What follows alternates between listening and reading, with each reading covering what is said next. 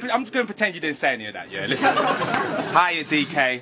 You're right. Yeah. Listen, I see you made a bit of an effort today, and you know what? Not really. You look nice. You know, this is gonna sound kind of weird. I ain't written no bars, not one battle rap to rhyme. I just set this battle up so I could get 3 minutes of her time to tell you. I'm fucking like you, DK.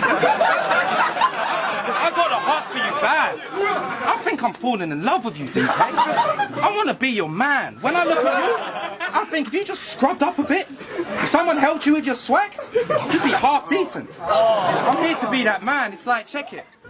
You met Luke because you were doing these competitions, as I've referred to them. Now, I've read your complaint, and what it says is it's called, you used to meet each other doing something called battle rapping nights. Now, I presume that wasn't who can put together and in case a Christmas present the quickest. Is that right? No, it's not. No.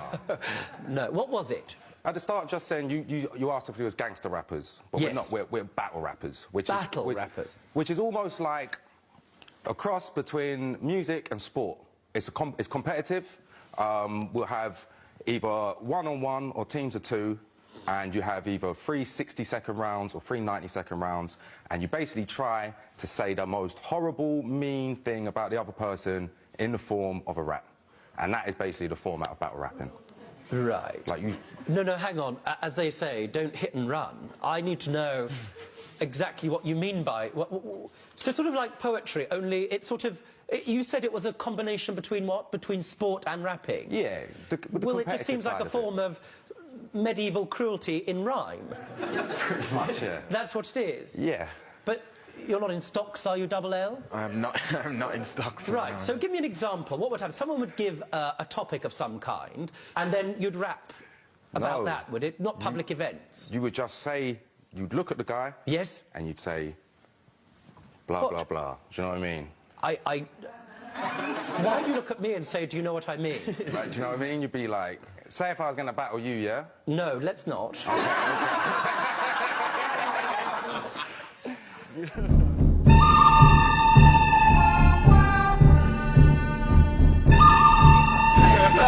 Ted, your style must be to just be shit. No one could be this much of a ponce. He'll start trying to battle the whole crowd at once. It's crazy. 1 minute, he'll be trying to convince you he caught my mum in some sort of questionable three-way. You won't believe him. He'll get mad, turn around, start trying to battle the DJ. Because you describe yourself as a rapper for having no music online. Just a couple of battles, and they're the worst of all time. But if the DJ plays my track on a spin, best believe it makes the party ring. Your girl gets excited. She lets me play with her party ring while you're at home, on the couch, eating some party rings. So how can you call yourself a rapper? You'll never be defined by any words that you write, verbally criticised, determined by a verse that you scribed. I searched for this guy, couldn't find a nursery rhyme. Nothing worthy, I can't word search, no words to define, because even worthless, not a word I feel your worth to describe.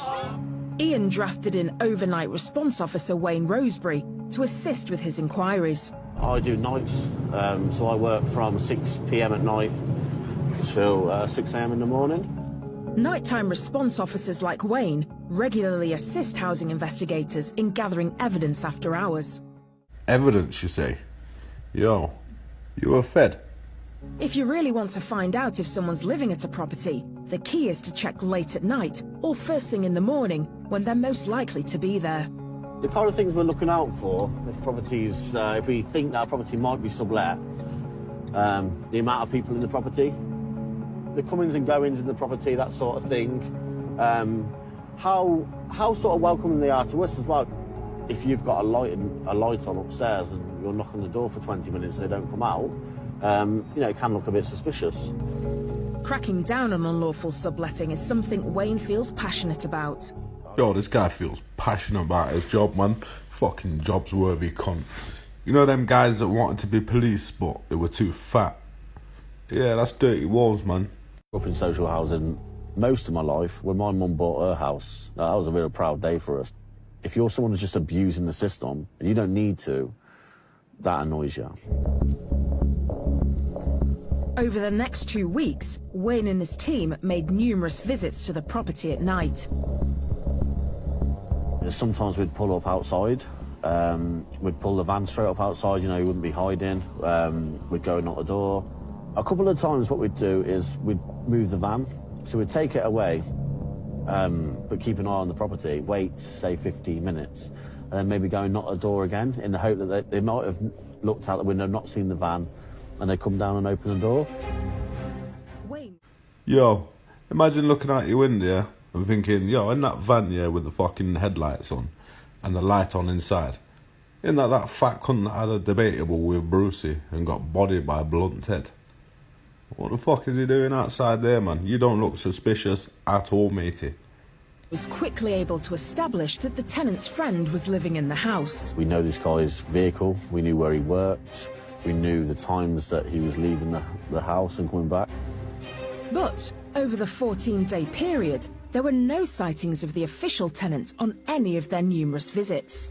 We were very suspicious of the fact that there was always lights on, or there was always a suspicion of that looks like a TV light through the curtain. You know, you feel like you think the curtain's moved, and it looks like, sure, that curtain's just moved. It was all a cat and mouse game. Despite this, the 2-week surveillance operation seemed to confirm Ian's suspicions that the tenant had moved out. We could never find the actual tenant. We could never find when he was leaving for work, which... Oh, it's fucking done you, ain't it? Sounds like you're not getting the information you need, but actually helps the neighbouring officers a lot.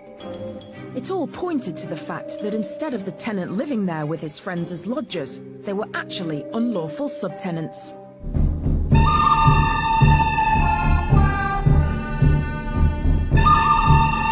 Fucking make it a better than I put 5 in fam and toad rub into more pieces than a grinder can. So if you think Ped's the goat just because the pled's not broke, then just know that I'd rather accept the choke than make it clear as fuck I'm stressed out and against the ropes. This clash of good luck for me. You could have guessed that, so win or lose after this, they'll probably still say that I wrecked it, bro. But admittedly, my prep for this hasn't been extensive, so I just paid £100 to flex. That's an expensive code. Oh. Time.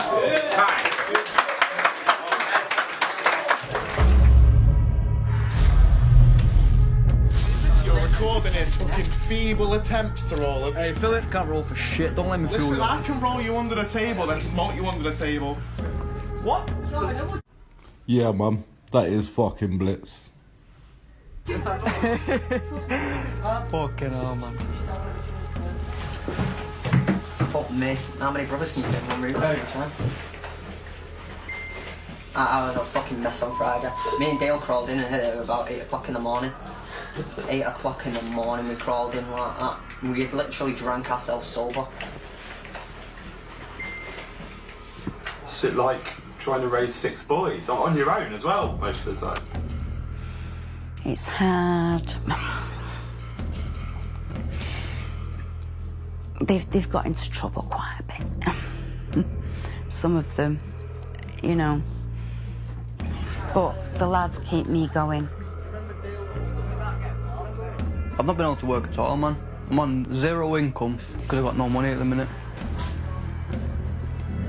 Nah, let's just forget about Stuart for a minute, yeah?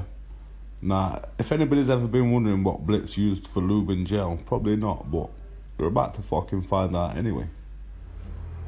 That's apparently shampoo from jail, but it's lube now, so... What? It's shampoo from jail. What, even Philip give you this? Yeah. And then he said it was lube. So what's that say about him? It says they dropped the soap many a time that they carried extras, like spares. I can believe that. You go around here, yeah, you're gonna grow up learning to fucking graft for your money, or you're gonna just be a bum. You're just gonna be a bum. Simple. Right. I'm gonna start to use things up. Yo, nah, forgive me if I'm wrong, but is it normal to have a fucking door number on the inside of your house? Like, how are people gonna find out where you live, man? That's weird, man. Like, did you forget where you live? What's going on here, man? Please explain. Who? Us? We're fucking waiting for you. Yeah, shit, yeah. Yo, I didn't even fucking see this the first time round. Not until I was editing after. But look, these motherfuckers have got a peephole in the door as well. Yeah. Yo, sorry, man. That means that cunts are on the outside of your fucking house, looking in at your dusty old living room. Sort it out, man.